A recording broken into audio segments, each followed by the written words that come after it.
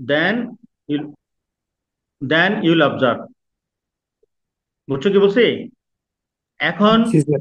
এই 10 জন যারা up to 33, কি বলছো, বুঝছো কিনা? জি এই স্যার। 33 জনের মধ্যে বাসা কাছাকাছি আছে কারো? জানা, এই 3-4 জনের বাসা আমাদের খুব কাছাকাছি, এরকম আছে কেউ? আর আমার এদিকে হালি শহরে কেউ নাই। হ্যাঁ। অন্যদিকে আমার এই দিকে দশ স্যার জনের মধ্যে একজন আছে। 2 নম্বর গেটের দিকে আছে আর কি স্যার। কাছাকাছি জি স্যার। এরকম 2-3 জন কাছাকাছি থাকবা, আর বাকিদেরকে একটা টাইম দিয়ে দিবা, অনলাইনে ওরা অবজার্ভ করবে। কি বলছো, বুঝছো কিনা? জি স্যার। এখানের মধ্যে একজন সিআর হবা, তার বাসায় এটা রাখবা। আর ওই তবে রোদ লাগবে, এটা কন্ডিশন, রোদের মধ্যে দিবা ওই বাটিটা। ঠিক আছে, কি বলছো, বুঝছো? বাটি বা পিরিজ এই টাইপের দিবা, একটু স্মার্ট দেখে দিবা, আনস্মার্ট টাইপের না, যে একটা স্যার এখন ওই। তো রোদ নাই। হ্যাঁ। স্যার এখন তো রোদ নাই। এখন না তো, তুমি অনলাইনে হলে তারা 3 দিন পরেও করতে পারবা, ঈদের পরেও করতে পারবা। মানে অবজারভেশনটা যেন মোটামুটি ইয়েতে শেষ হয়ে যায়, ঈদের আগে যেন শেষ হয়ে যায়। কি বলছো, বুঝছো কিনা? Okay sir. সেই জন্য তো পলিথিন দিতে বললাম উপরে, মানে তোর কথার কথা, তুমি এটা এমন জায়গায়, খোলা জায়গায়, এটা তো খোলা জায়গায় দিতে হবে। খোলা জায়গায় রোদের মধ্যে দিলে কোনো কারণে বৃষ্টি চলে আসলো, মানে অত বৃষ্টিও না, হালকা বৃষ্টি চলে আসলো, বৃষ্টি চলে আসলে ট্যাবলেট পানি ঢুকে যাবে। সেই জন্য উপরে যখন পলিথিন থাকবে, পলিথিন যখন ঢেকে দিবা, এক বৃষ্টি আসলে বৃষ্টি ঢুকবে না, আর অন্য কোনো কিছু পড়বে না, কোনো পোকামাকড় ওইটাও পড়বে না, কোনো কাক টাক এগুলো ঠোকর দিবে না, ওইটা ওইভাবে করে শক্ত করে কি করে তোমার বাসার বারান্দায় অথবা ছাদে অথবা আশেপাশে যে কোনো একটা জায়গায় সেট করবা, করে কাজ শেষ করে দিবা। ইয়ে পর্যন্ত রেখে রাখার দরকার নাই। আর যে কজন অনলাইনে জয়েন করবে তাদের রোল নাম্বার গুলো, আইডি গুলো লিখবা, যে আজকে এরকম করে 4-5টা অবজারভেশন দিয়ে শেষ করে দিবা। কি বলছো, বুঝছো কিনা?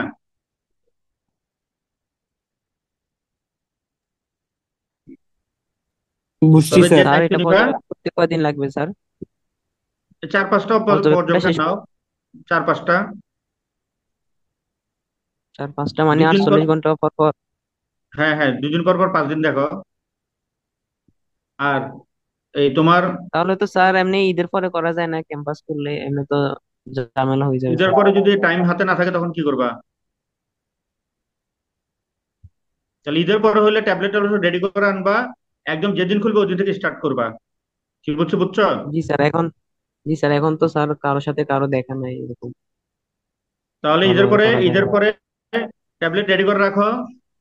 মানে 14 তারিখে শুরু করবা, আচ্ছা স্যার, ঠিক আছে। শনিবার থেকে শুরু করবা। কথা কি বলছো, বুঝছো কিনা? জি স্যার। আর তারপর লেখার স্টাইল আমরা দেখাই দেবো। তাহলে ঈদের পর হলে তো এখন আর কথা নাই। কি করবা? আর জি একটা স্যার। একটা এক্সপেরিমেন্ট বাকি আছে, টেস্ট অফ ফরমালিন। ওই ওই এক্সপেরিমেন্টে শেষ করবা তোমরা। আর আরেকটা হলো খাতা লিখবা, খাতা লিখে জমা দিবা। এরপরের সপ্তাহে আমরা সাইন নিব, স্যার ল্যাব ফরমালিন রিপোর্ট? টেস্টের। হ্যাঁ, রিপোর্ট লিখবা না? তোমরা তো তেমন জমা দাও না কেউ, প্রথম না দিকে স্যার, দু স্যার একজন দিচ্ছে, একটা ডেট এখন আর দিয়ে দাও দেন না। স্যার, তাহলে ওই ডেটের মধ্যে দিয়ে দিব আর কি। তোমরা 14 তারিখে কাজ শুরু করবা, এটা হলো প্রথম কথা। কি বলছো, স্যার বুঝছো কি, কিনা? স্যার কিসের জি কাজ? Sir. Design work. Sir design work আমাদেরকে তো স্যার আমেরটা দিছিলেন, ম্যাঙ্গোরটা, এটা এটা করবো যে। আরে ওইটা কেন, ওইটা তোর ওইটা কেন ঢুকতেছো আবার? স্যার ও হচ্ছে ওইটা এই তো গ্রুপে স্যার। ফিজিওলজি। আচ্ছা আচ্ছা, সরি স্যার স্যার। ও এই গ্রুপের। ওইটা তো ফিজিওলজি। এখানে তো আসতেছি এর কথা, ফিজিক্যাল ফার্মেসি।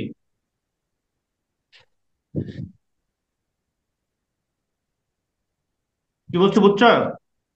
জি জি স্যার। স্যার।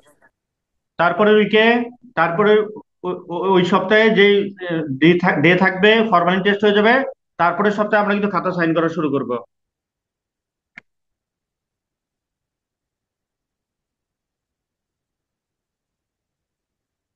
এখন এই ল্যাবে ক্লাসে কে কে ছিল? স্যার আমি। এখান থেকে দেখে আমার রোল নাম্বার গুলো বলো তো। স্যার পি 24, 30, 39, 24, 30, 39, 39, তারপরে 37, 37, 31, 31, 29। খুঁজে পাচ্ছ না? এত সময় লাগে কেন? 34 স্যার, স্যার 34। স্যার 29, 29, 34, 34, 32, 32, 38, 38, 30। 38, 35। 23 আছে। 30, 30, জি স্যার, 30, 35।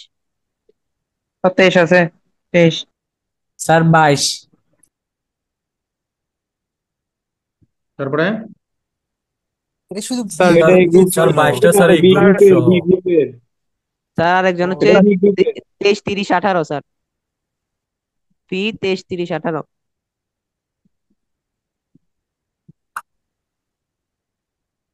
স্যার 22টাতে এই গ্রুপের স্যার। আচ্ছা, সমস্যা নাই, ওগুলা এমনি আসবে না। তারপরে? জি স্যার এরাই। আচ্ছা,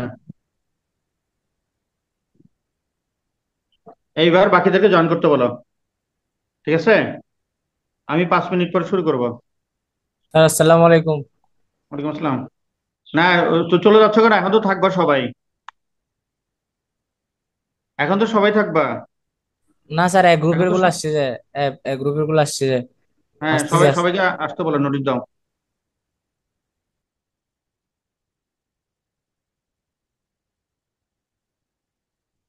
স্যার আমাদের কি খাতা লিখতে হবে? তোমরা লিখবা না? প্র্যাকটিক্যাল খাতা লিখবা না? না স্যার, এখন আর ক্লাসটাতে কি ফিজিওলজি ক্লাসে কি লিখতে হবে কিছু?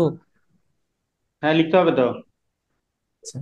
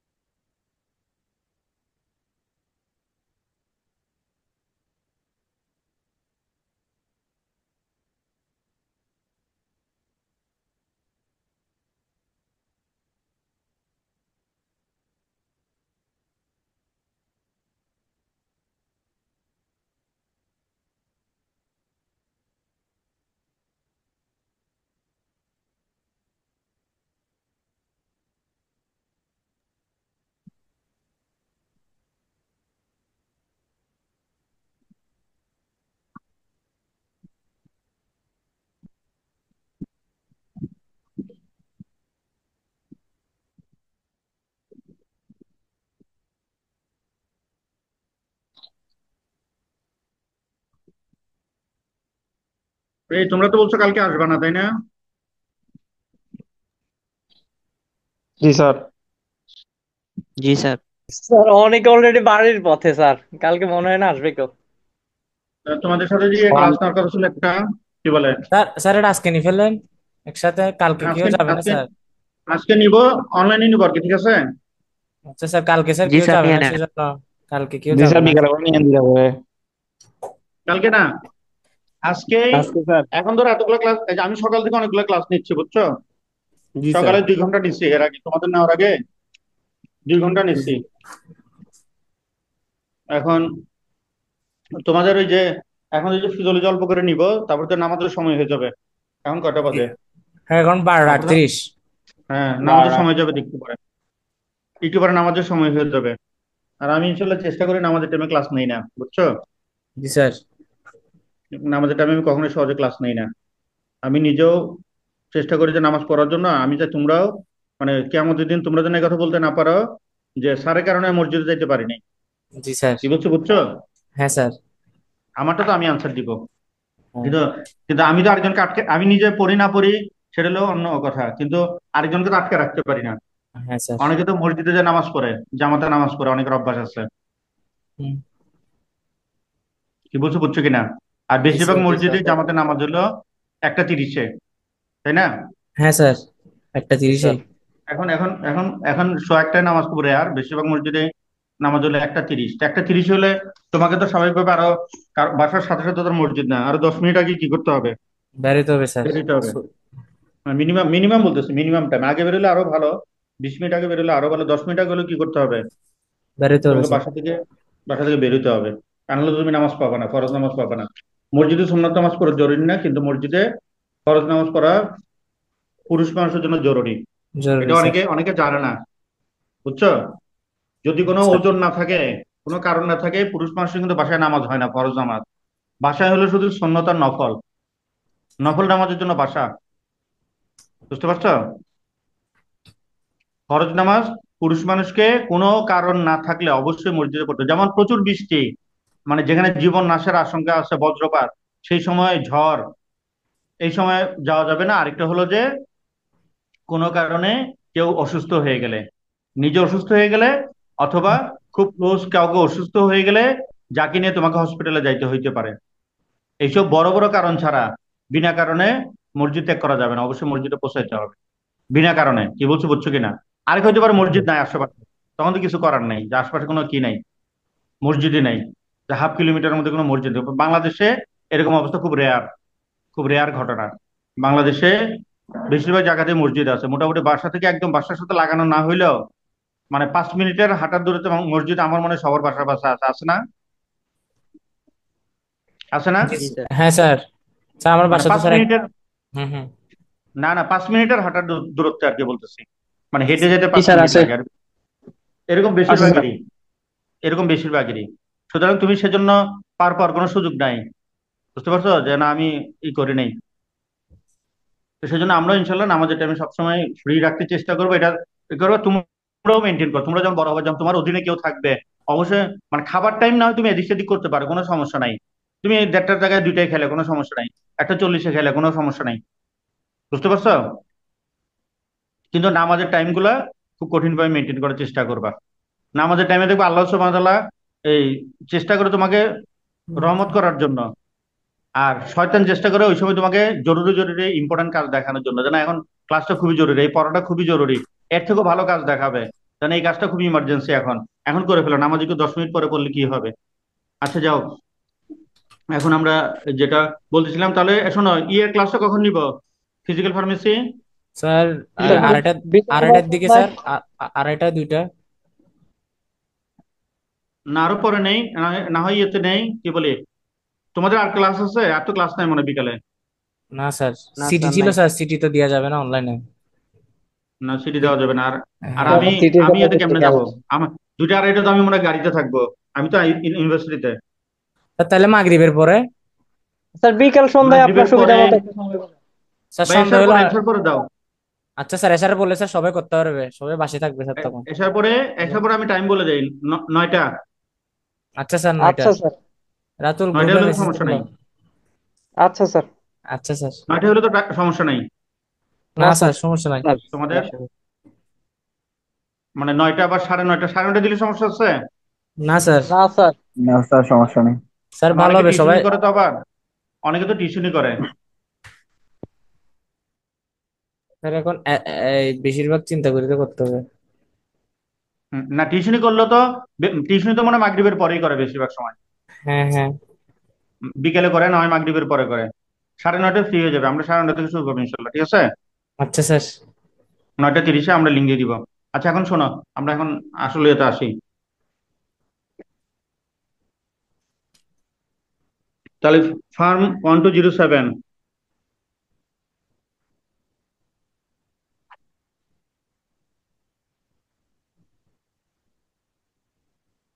আমরা তোমাদেরকে লাস্ট ক্লাসে পড়াছিলাম পালমোনারি ভলিউমস। আজকে আসতেছে পালমোনারি ক্যাপাসিটিস। একটা হলো পালমোনারি ভলিউম, আরেকটা হলো পালমোনারি ক্যাপাসিটি। ভলিউম আর ক্যাপাসিটির মধ্যে পার্থক্য কি? ক্যাপাসিটি হলো তোমার সর্বোচ্চ স্পেস। ধরো একটা ব্যাগ একটা ব্যাগে তুমি বাজার করতে চাও, ঠিক আছে? একটা ব্যাগে কি করতে চাও? You are interested to shopping. এখন তুমি যখন বাজারে যাবা, বাজারে যাওয়ার আগে তুমি কি সাইজের ব্যাগ নিবা, এটা একটা চিন্তার বিষয়। তুমি কি কিনবা তার উপর ডিপেন্ড করতেছে। যেমন তুমি প্ল্যান করতেছো বাজার থেকে খুব অল্প জিনিস কিনবা, যে 1 কেজি মাছ কিনবা, 1 কেজি মাছ কিনবা, 1 কেজি টমেটো কিনবা, 1 কেজি সবজি কিনবা, আর কিছু কিনবা না, এই 3টা আইটেম কিনতে তুমি শুধু যাচ্ছ। তাহলে তোমার জিনিস হলো 3 কেজি, ঠিক আছে? তাহলে 3 কেজি গুলো ধরার জন্য তোমার অত বেশি বিশাল বড় ব্যাগ নেওয়ার কোনো দরকার নাই। কিন্তু আবার তুমি বাজারে যাচ্ছ, বলতেছো যে 5 কেজি আলু কিনবো, 5 কেজি পেঁয়াজ কিনবো, ঠিক আছে, মাছ কিনবো, শাক কিনবো, ডাল কিনবো, চাল কিনবো 6 কেজি, এরকম একটা তোমার প্ল্যানিং। তখন তোমার ব্যাগটা নিতে হবে অনেক বড়। এমনকি ওই ব্যাগটা দেখো, খেয়াল করো, তোমার যা কিনবা তার থেকে আরেকটু বড় নিতে হবে। এটার নামে ক্যাপাসিটি, মানে তার ধারণ ক্ষমতা কত। একটা হলো তুমি কি কিনবা, এটা একটা বিষয়। আবার কি, যেমন আমরা ভলিউম যেটা বলছি, বাতাস কি পরিমাণ দরকার, ক্যাপাসিটি হলো লাংসে কতটুকু পর্যন্ত জিনিস নিতে পারে। যেমন এর মধ্যে আমরা প্রথমে একটা নাম দিচ্ছি, দেখো খেয়াল করো। নাম্বার 1, আমরা বলছিলাম যে আমরা যে ফিগারটা দিছিলাম তোমাদেরকে, সেই ফিগারটা তোমাকে এটার সাথে মিলে মিলে পরে দেখে চেক করে নিতে হবে। কি বলছো, বুঝছো? আমার লেখার সাথে মিলে, তোমাকে কি করতে হবে, ফিগারটা ড্র করতে হবে, ঠিক আছে? বিশেষ করে অ্যামাউন্ট গুলা। এটা হলো the inspiratory capacity. It equals the tidal volume. It equals the tidal volume plus, কি লিখলাম? It equals the tidal volume plus ইনস্পিরেটরি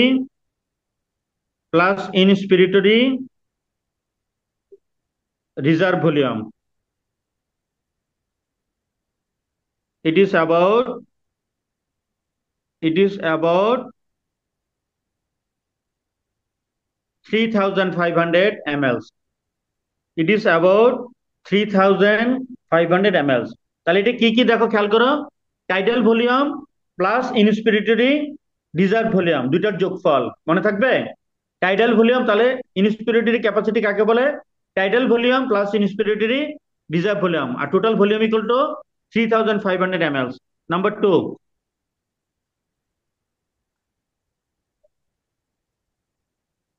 the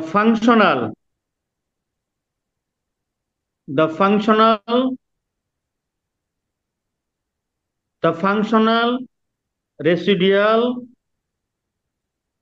capacity, এটা হলো ইট ইকুয়ালস দা, আগেরটার মতোই, it equals the expiratory it equals the expiratory reserve volume, expiratory reserve volume plus residual volume. আমরা কি বললাম? It equals the expiratory reserve volume plus residual volume. Residual volume. এটা কতটুকু? It is about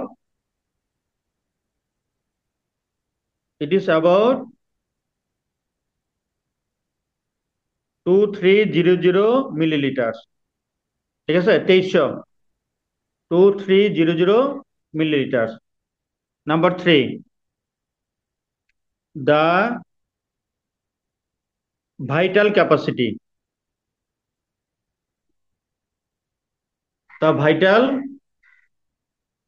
sir এখানে capacity. ML এর সাথে S এর দিতে হবে, এমএলএস। হ্যাঁ হ্যাঁ, মিলিলিটার প্লুরাল যে 1 ml লিখলে, তুমি যদি 1 লেখো তখন 1 ml। কি বলছো, বুঝছো কিনা? যখন 2 লিখবা জি স্যার। তখন এরকম লিখতে হবে, এস দিতে হবে। স্যার এটা কি সব সময়? হ্যাঁ, সব সময়। শুধু ওয়ানের জায়গায়, এটা প্লুরাল প্লুরাল। এটা বুঝছি স্যার, এমএল বুঝছি, এমএলএস হ্যাঁ। মানে কি? হ্যাঁ বুঝছি। মিলিলিটার্স। হুম, হুম। মিলিলিটার্স, ওই ওই এস, প্লুরালের কারণে এস হয়েছে।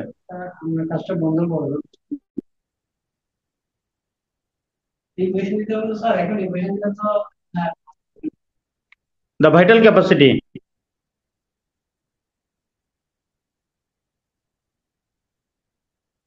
it equals the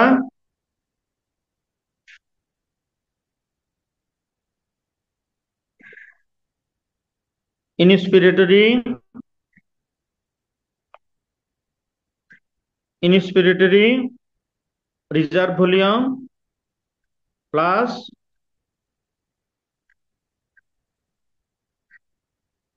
tidal volume. It is about 4600 ml.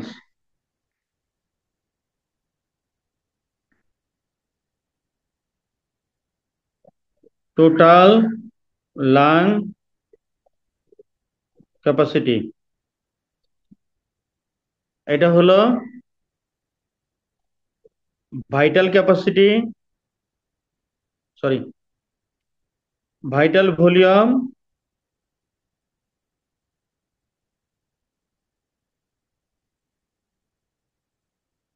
না না, ভলিউম না, ভুল হচ্ছে। ভাইটাল ক্যাপাসিটি, ভাইটাল ক্যাপাসিটি মানে কি? আগেরটা পুরোটা প্লাস রেসিডুয়াল ভলিউম। মানে আগেরটা পুরোটা থাকবে, মানে কি, ইন্সপিরেটেড রিজার্ভ ভলিউম থাকবে, টাইডাল ভলিউম থাকবে, তার সাথে যোগ হবে residual volume. It is about 5800, 5800। বুঝছো কিনা? স্যার একটু পাঁচ লেখার হাজার জন্য টাইম, আটশো দিলে ভালো হতো স্যার, 1 মিনিট। কি করলে? লেখার জন্য টাইম দিলে ভালো হতো স্যার, 1 মিনিট। কেন এত লিখতেছো না কেন তোমরা? আমি তো স্যার, লিখতেছি। স্যার নিচে উপর, ক্যামেরা নিচে করলে স্যার উপরের গুলো দেখতেছি না সেজন্য। কতটুকু লিখছো? কয় নম্বর পর্যন্ত লিখছো? স্যার 2 নম্বর শেষ করছি যে, 2 নম্বর। হ্যাঁ, 3 নম্বর লেখো। স্যার 4 নাম্বারের ভাইটাল আচ্ছা। স্যার স্ক্রিনশট নিয়ে পরে লিখলে হচ্ছে তো। 3 নম্বর লেখো। It equals the It equals the inspiratory reserve volume. Inspiratory reserve volume লিখছো? It equals the inspiratory reserve volume plus tidal volume.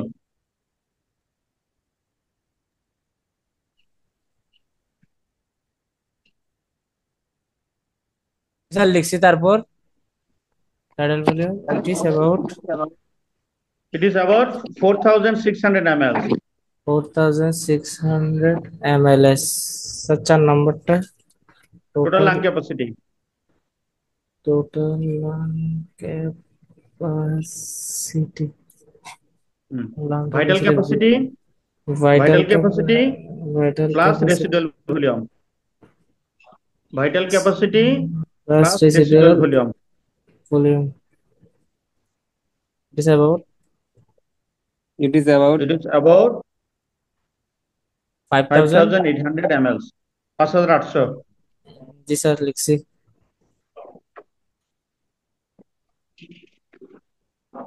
লিখছো?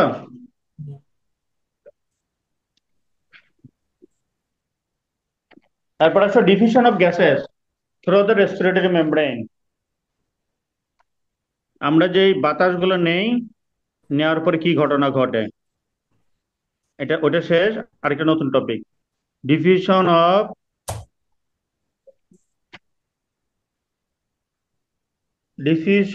of gases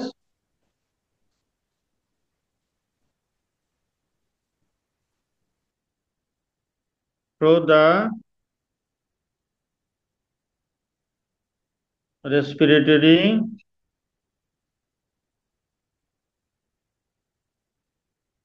diffusion of gases through the respiratory membrane.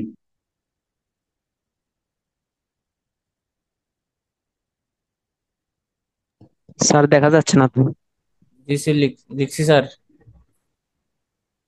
Diffusion of gases through the respiratory membrane.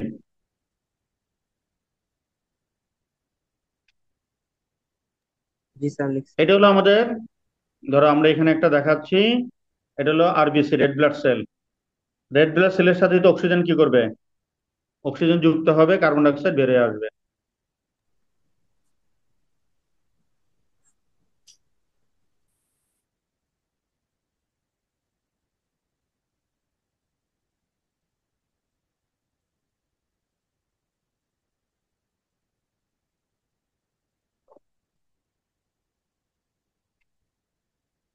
Oxygen যাবে, carbon dioxide বেরোয় আসবে।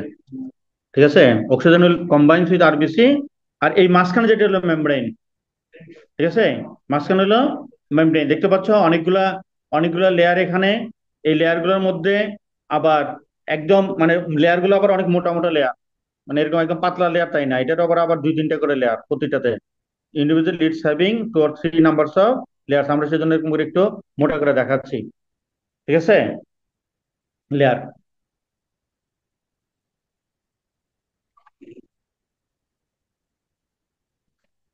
আঁকছো? Sir জি আর sir. একটু আর 10 second. Sir আঁকছি sir.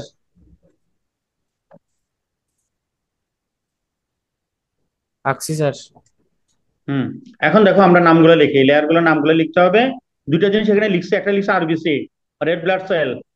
ঠিক আছে, red blood cell which is present in the blood, the red blood cell will accept the oxygen and combine the oxygen and it will release the carbon dioxide.